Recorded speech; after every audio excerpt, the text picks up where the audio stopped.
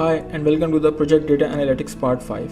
In this part we will see the introduction to the DAX, we will see some important functions and operators of DAX, and then we will write some DAX codes to create the key performance indicators. So let's move into Power BI. So we are in Power BI. Previously what we have done, we have developed the data modeling. In the part 2 and 3 we have done the data structuring, then we brought all the data from P6, we did data structuring and Power Query, then we did data modeling, we connected all of these. Now we know how they are connected to each other. Now we need to develop the key performance indicators. Why we are going to do that? Because we know that the data has so much information already, like the earned value is present there, planned value present there, budgeted units, baseline units, dates, everything is present. But we need to organize the data so that the key performance indicators can be generated, and then whatever we need in our visuals and reports we can have them, and then we can use the filters so that the data can flow from this network. So before doing that we need to know how to do that, because so far we didn't do anything inside Power BI. We did only the data structuring inside Power Query. So if you want to write, or if you want to adjust the data, or if you want to maneuver something inside the data, how we can do that? We can do that through the DAX. So what is DAX? DAX is data analysis expression. It is a language just like VBA and the Excel language for the formula. For example, you write if command in Excel to write the formula so that the Excel does operation for you. So similar things will be done here. So there are 2-3 ways to write the data or to write the DAX code. So one of them is simply the measure, which we call measures. Measure is a operation which we do in the DAX language. Let's say I can tell the DAX to calculate the sum for me. So it can be done in 2 ways, a measure way and the calculated column way. So the difference between measures and calculated column is that, you see, this is measure, this is column.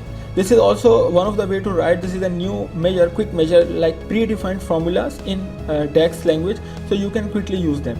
But the theme is that these are the two different categories of writing the data or adding something in the Power BI. What is the difference between measure and the calculated column? Measure is a scalar value. It's a simple one aggregated value. It can be the sum, it can be minimum, maximum, average, and latest, earliest, all these values. While the new column is an iterative operation, like iterative value, it can repeat multiple times in the form of rows. So if I talk about this value right now, this date, if I say it is a measure, it will be a wrong term. It is a calculated column. Why? Because the value is repeating against each row value is repeating. So that's why it's also called the iterative. So the difference is that whenever you have measures, you cannot see measures in any where in the sheet other than the visual. For example, if I want to write a measure here, we will go into the syntax, that how to write the measures, what syntax you need to use, what are the context of filter using the measures and the calculated columns.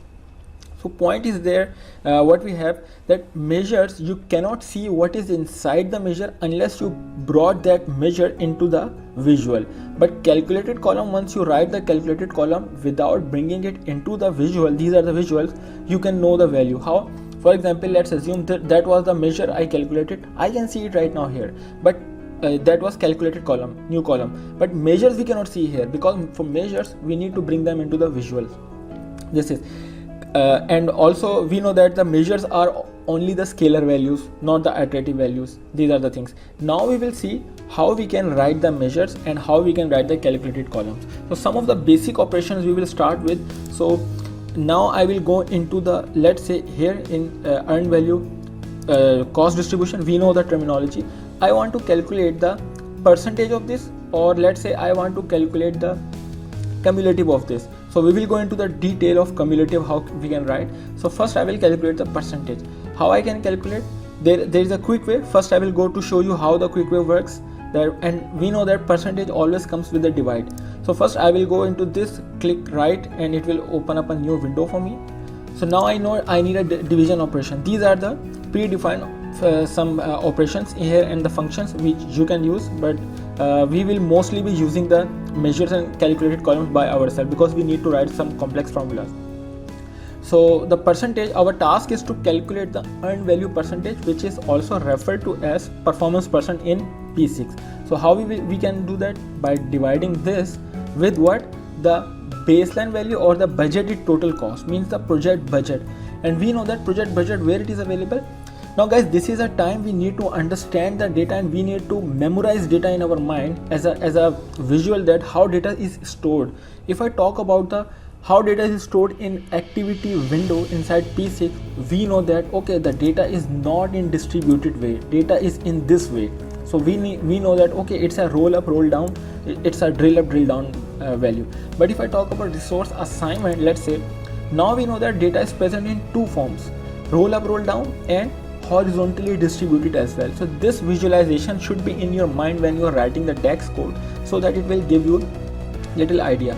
Similarly, if I want to see the earned value, so for earned value I need to click here, activity user spreadsheet. Now I know that earned value is present for me in roll up roll down and the distributed as well. So let's say if I want to see earned value is there, and this DIS is telling you that it's a distributed value over that time period, we need to divide it with the budget cost. So where we can find the budget cost? Definitely if we see in P6, the budget cost comes here in this part. For example, if I bring here the budgeted total cost or budget at completion, which is the same thing, budget at completion here. So we need to know that. Why I'm telling you this? Because now I want to go into this table, this activities table, where this table is lying in our data model. It is here, activities fact table. So now you need to understand that activities fact table means the activity table of P6. Activities distributed table means this is a distributed data. It is carrying the distributed data of 6 different types: actual cost, actual labor unit, earned value cost, earned value labor unit, planned value cost, and planned value labor unit. So these are the 6 different types which we separated here. Earned value cost as a separate. So these 6 values are coming from this part. So you just need to memorize that, so that it will help you for writing the DAX codes. So if we talk about the roll up roll down value and the fact table, so we know that fact table do not have the distributed value data. It is only having the roll up roll down level data, like WS level data or control points, whatever you have. So now my point is to divide it with the project budget. So project budget will be present here. Sorry, so now I need to go in here in this part, and what is this? This is C is telling me cost. If it was L, so I would have taken budgeted labor unit, but in my case it is budgeted total cost, so I will just take the budgeted total cost. And now this is a simple way of writing the DAX. So now DAX is coming, so it by default it will give you the formula like earned value cost distribution is divided by budgeted total cost. So we can just rename that as per our requirement, earned value distribution cost, and we know that it's a percentage. Okay, how we can convert that into percent? Right now it is not in percent. Just click on that and go here, click percent. Once you click percent, you need to just change to 2 decimal, 3 decimal, whatever you feel better. Okay, so this is done. I will do that again quickly for the earned value labor unit. Let's say this. Now I will go into quick measure. I will go here, divide this value with what? Activities fact table and budgeted labor unit, not the cost this time because this is a labor. So sum of this, both we can use a count maximum as well, but we don't want, we want sum of this. So this is done. So this will give me the earned value labor unit. And what is this in P6? It is called the performance percent complete labor unit. If I go into perform here, this is the one, performance percent complete labor, performance percent complete simple cost.